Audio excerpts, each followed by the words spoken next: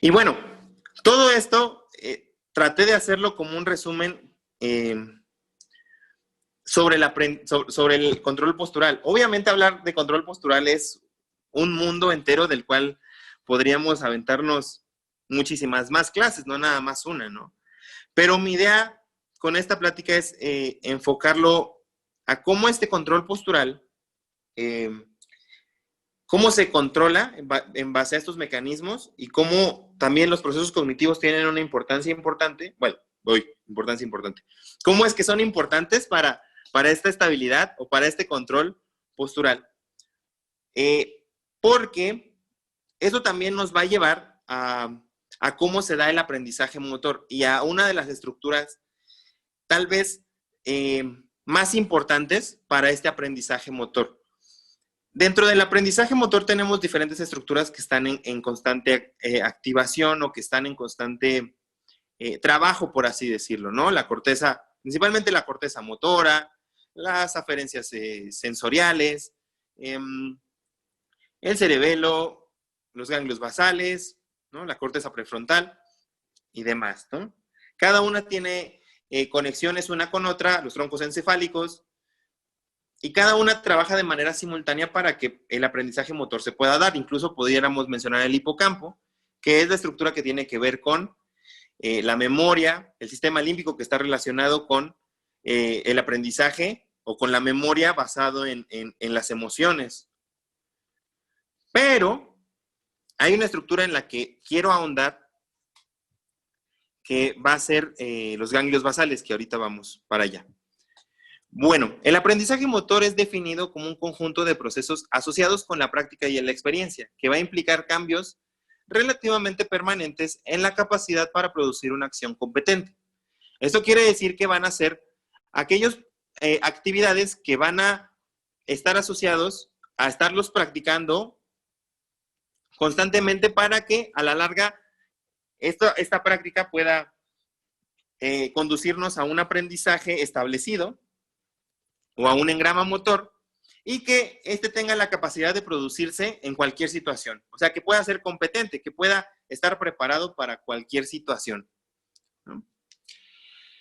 Es por eso que el aprendizaje motor está enfocado también en lo motor, en lo cognitivo, en lo perceptivo y en la acción del desempeño de las actividades de la vida diaria, ¿no? O sea, el aprendizaje motor siempre va a estar encaminado a acciones. Aunque si bien hay mecanismos motores, cognitivos y perceptivos, realmente el aprendizaje motor, ¿a qué lo enfocamos? O sea, ¿para qué estamos aprendiendo movimientos? Pues para enfocarlos a una acción o a un desempeño específico, ya sea de las actividades de la vida diaria o de cualquier otro movimiento, ¿ok? Que requiera una función. Por eso es que hay una relación entre el sujeto, el contexto y la actividad, ¿no? En que estos están relacionados y que en estos nos tenemos que basar. Bueno, comprender el aprendizaje motor es entender que el aprendizaje motor requiere un desempeño y que ese desempeño va a mejorar con el tiempo, ¿ok?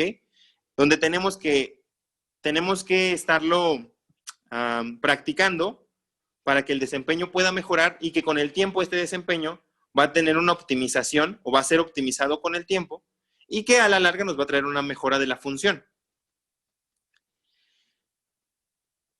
Tenemos también que enfocar el aprendizaje motor a los aprendizajes establecidos, ya sea aprendizajes pasados antes de la lesión o aprendizajes que nos puedan ayudar a anticipar alteraciones, llámese del equilibrio, llámese posturales, ¿ok? O sea, utilizar el aprendizaje previo o la experiencia. Hay que entender también que el aprendizaje motor se basa en que las variables que les mencionaba antes ya no tengan influencia, en que no importa si la persona tiene preocupaciones, si la persona tiene estrés, si la persona está muy feliz o está muy enojada, pero que sin importar todas estas cuestiones, el paciente ya pueda realizar la actividad sin la influencia de ellas o con una influencia menor a la que normalmente tenía, ¿ok? Y no solamente a los procesos cognitivos, sino también trabajar con las cuestiones de las aferencias somatosensoriales. Que esto ya no tenga influencia en la persona. Como les decía, nosotros podemos realizar acciones y no pensamos en el control del movimiento ni pensamos en el control postural. O sea, eso es algo completamente involuntario, ¿no? Entonces, tenemos que pensar que el paciente tiene que estar encaminado a eso. Y también en la permanencia, o sea, que en el aprendizaje pueda ser permanente y que pueda ser estabilizado, ¿ok? Que pueda controlarlo en cualquier situación. Y esto nos lleva al último punto, al de adaptarse, a la adaptabilidad, que pueda adaptarse a cualquier contexto o a cualquier situación a la que pueda estar expuesto, ¿no? Es obvio, ¿no? O es lógico hasta cierto punto que no todo lo vamos a poder entrenar. O sea, no vamos a poder entrenar todas las situaciones a las que el paciente pueda estar expuesto, pero al menos sí prepararlo para las diferentes situaciones que puedan estar complementadas una con otra, ¿no? Debemos de rehabilitar a nuestro paciente basado en el mayor número de contextos posibles o de situaciones simuladas posibles.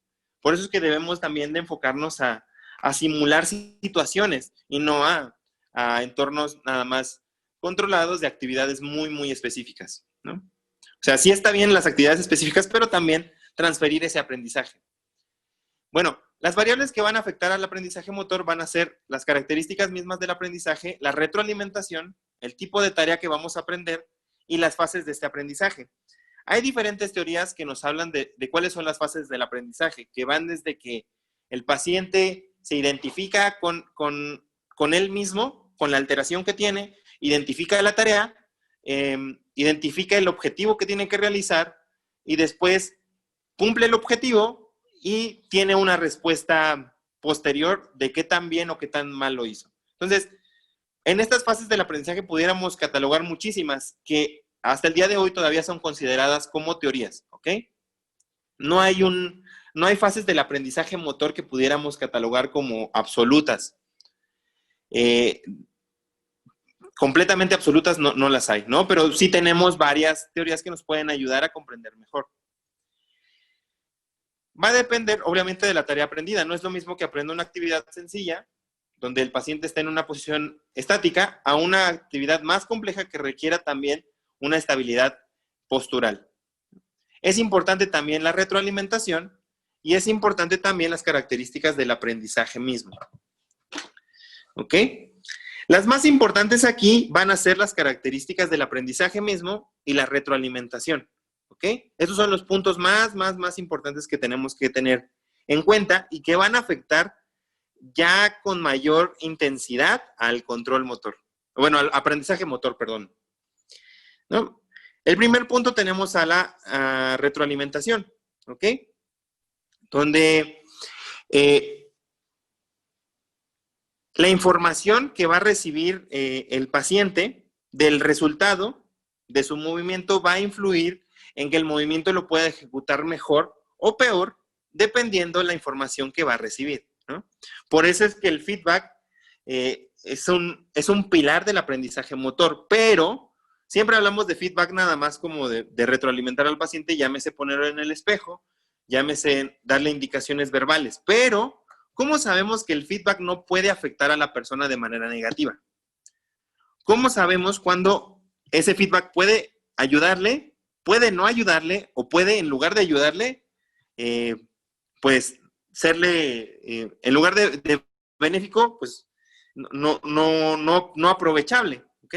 Que pueda incluso afectar el aprendizaje y que en lugar de hacerlo mejor, lo va a hacer peor. Por eso es que tenemos que profundizar más en entender cómo es que la retroalimentación influye en el aprendizaje motor. Tenemos de dos tipos, la retroalimentación intrínseca y la extrínseca. La intrínseca va a estar dada por las aferencias propias del paciente, tanto por las cuestiones internas, como es el sistema propioceptivo, o como las externas, dadas por el sistema exteroceptivo, ¿no? O las sensaciones exteroceptivas. Llámese la visión, la audición, el tacto, el gusto o el olfato. Y también el feedback tiene que estar dado por un componente extrínseco, el conocimiento de sus resultados y el conocimiento de la ejecución del movimiento. Y esa retroalimentación extrínseca va a estar dada por nosotros mismos. Entonces tenemos que encaminar al paciente o retroalimentarlo tanto que él mismo se dé cuenta de cómo está ejecutando la acción y del resultado de la acción, de igual manera que nosotros tenemos que estarlo pues constantemente retroalimentando, ¿ok?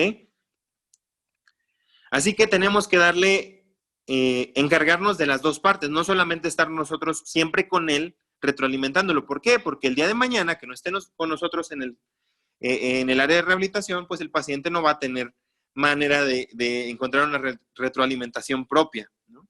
Entonces tenemos que también enseñarlo a aprender él mismo o a identificar ese tipo de información que proviene de él mismo.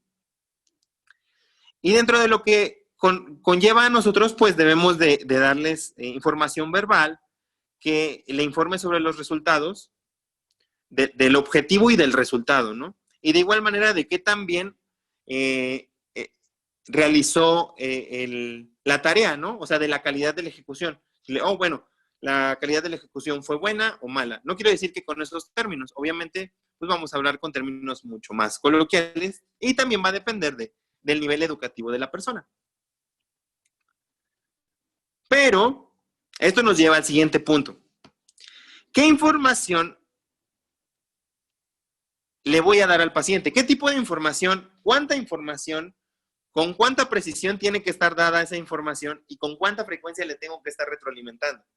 ¿Alguien sabe o alguien se imagina que estas pudieran ser variables dentro de la retroalimentación? ¿O las habían considerado antes? Porque normalmente agarramos un paciente y pues lo ponemos frente al espejo, ¿no? O lo fácil, lo está haciendo bien, lo está haciendo mal, ¿no? Pero realmente hemos considerado qué información le debemos dar, cuánta información, cuál es la precisión de esa información que le tenemos que dar. O sea, decirlo, no, lo hizo mal por esto y por esto y por esto, ¿no? O decirle, pues lo hizo bien y lo puede intentar hacerlo mejor la vez siguiente, ¿no? Y cada cuánto, estarle diciendo, lo hizo bien, lo hizo bien, lo hizo bien, cada 5 segundos, pues como que tampoco, ¿no? Pero tampoco no le voy a decir, hoy, ¿sabe qué? Lo hizo bien y hasta dentro de un mes ya le vuelvo a decir, ¿no? O lo vuelvo a retroalimentar. Pues no, o sea, esos son variables que de repente no consideramos tan propiamente, ¿ok? Y aunque no hay un consenso específico o absoluto, pero sí tenemos algunos parámetros que nos pueden ayudar a saber qué decirle o qué no decirle al paciente. Por ejemplo, ¿qué tipo de información debo de darle al retroalimentarlo, ¿no? Tiene que basarse en las características que se encuentran bajo el control del sujeto. O sea, yo le voy a informar al paciente sobre las cosas que él puede controlar, ya sea por las aferencias sensoriales al momento de aprender a controlarlas o de la misma ejecución de la acción, llámese de la velocidad, de la precisión de la tarea y demás, ¿no? Entonces, incluso de la secuencia en el patrón del movimiento, cosas que él pueda controlar. No le voy a retroalimentar información que él no pueda controlar, porque pues no le va a servir de nada. Va a decir, el mismo paciente te va a decir, pues eso no, o sea, eso no me sirve, ¿no? Yo realmente eso no lo puedo ni controlar. Entonces, eso tiene que estar bien encaminado. Y tenemos que encaminar la información que vaya de lo generalizado a algo más, o más bien, de lo específico a generalizarlo, ¿ok? A que si yo le pongo una actividad, lo retroalimente al grado de que esa misma actividad la pueda realizar en diferentes contextos. Y que el paciente pueda modificar esos errores que puede llegar a presentar, perdón, y cómo él puede ejecutarlos de una mejor manera. ¿Cuánta información le debo de dar? Bueno, el exceso de datos relevantes para la habilidad motora puede ocasionar muchas dificultades. O sea, si nosotros le damos mucha información, el paciente va a hacer tanto que de por sí ya él está tan concentrado en la actividad que está realizando para que yo todavía lo llene de demasiados datos que no le van a servir y que van a ser paja para el paciente, pues tampoco debemos de controlar eso, que la información debe de ser muy concisa y muy específica para las cuestiones que estamos realizando, ¿ok? La mayor cantidad de información, o más bien, la cantidad de información va a depender de la complejidad de la tarea, ¿no?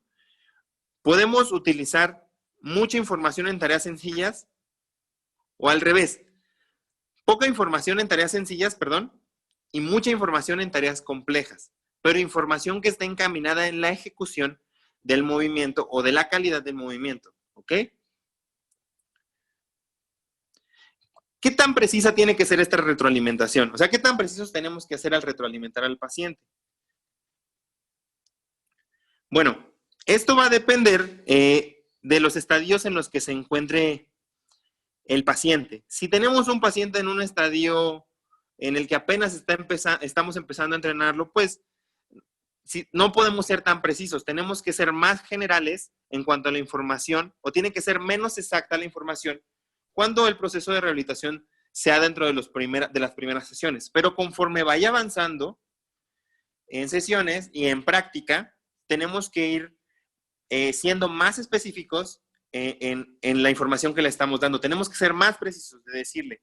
Si al principio le decíamos nada más está bien o está mal, tenemos que después llevarlo a decir, esta actividad la está haciendo compensando con tal movimiento, ¿no? Tiene que hacerlo de tal manera. ¿Sí? Llevarlo desde lo más pequeñito a lo más complejo. ¿Okay? Y va a depender en eso, o sea, del grado de aprendizaje o de experiencia que el paciente tenga realizando este tipo de actividades. ¿Con cuánta frecuencia? La retroalimentación tiene que ser, esto sí es una regla que yo pudiera considerar general.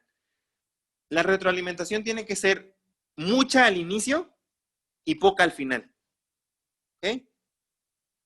Al inicio tengo que retroalimentar demasiado a mi paciente, constantemente tengo que estarlo retroalimentando, pero conforme vaya pasando el tiempo tengo que dejar de hacerlo, poco a poco, al grado de que el paciente ya no necesite mi retroalimentación, pero que él pueda utilizar la propia, la retroalimentación intrínseca, la que está dada por sus aferencias somatosensoriales. ¿Ok? Esas son cuestiones que tenemos que considerar en el aprendizaje motor de una habilidad, ¿ok? Llámese de habilidad específica, tarea específica o de control postural mismo. Bien, entonces las características de la práctica va a estar determinada por la intensidad, los periodos de descanso, el orden de movimientos, las habilidades entrenadas, las condiciones y el diseño de actividades y la cantidad de la tarea, ¿ok? En esto no hay una regla general.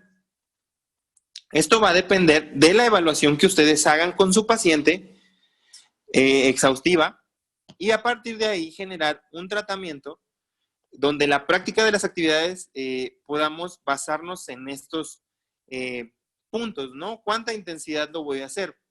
¿Cuántos periodos de descanso debe de tener entre sesión y sesión y entre actividad y actividad? ¿Qué movimientos o cuál va a ser el orden de movimientos que va a realizar? ¿Cuáles son las habilidades que voy a entrenar? ¿Cómo las voy a condicionar? O sea, esas habilidades, ¿cómo las voy a realizar? ¿En qué contexto? ¿Cómo las tiene que realizar? ¿Qué actividades voy a variar con esa misma actividad? Y por último, pues la cantidad de tarea. ¿Cuántas acciones al final del día va a realizar? Que puedan ser no solamente importantes al paciente, sino significativas. Y bueno, entre los modelos de aprendizaje motor que tenemos 3. El de instrucciones verbales, que es el que está dado por las instrucciones que el terapeuta da y guía al paciente. La metacognición, que es uno de los procesos de aprendizaje más de los interesantes, tanto el de metacognición como el modelado, pero el de metacognición ayuda al paciente a tener un conocimiento propio de sus capacidades. O sea, hacer al paciente muchísimo más activo de lo que normalmente era, al grado de que la terapia esté más encaminada a la independencia de él mismo en todos los aspectos que a otra cuestión, ¿ok? Y va a influir mucho aquí la retroalimentación, ¿no? El paciente prácticamente tiene que aprender a manejar sus aferencias y sus propias capacidades para eso utilizarlo a una mejora en su control motor o en su control postural. Y por último tenemos el modelado. ¿Okay? Esta tiene que ver con un empleo de instrucciones verbales pero no solamente puras instrucciones verbales, sino tratar como de complementar todo un tratamiento basado en todos los procesos que ya hemos mencionado, en todas las capacidades propias del paciente, pero también en una influencia del mismo terapeuta, ¿no? O sea, que haya una influencia regulada entre las instrucciones del terapeuta y de las capacidades mismas que tiene el paciente, ¿ok? Cada uno de estos modelos de aprendizaje es muy interesante y cada uno tiene sus características específicas. Yo les recomendaría que, si tienen tiempo, investiguen un poco más de las tres porque son muy, muy interesantes y las tres nos pueden servir para procesos de rehabilitación, ¿ok? Motora, obviamente, y sobre todo en el aprendizaje motor. ¿Y por qué? Porque en el modelado está encaminado a la realización ya de tareas específicas, ¿ok? Basado en todos los puntos anteriores.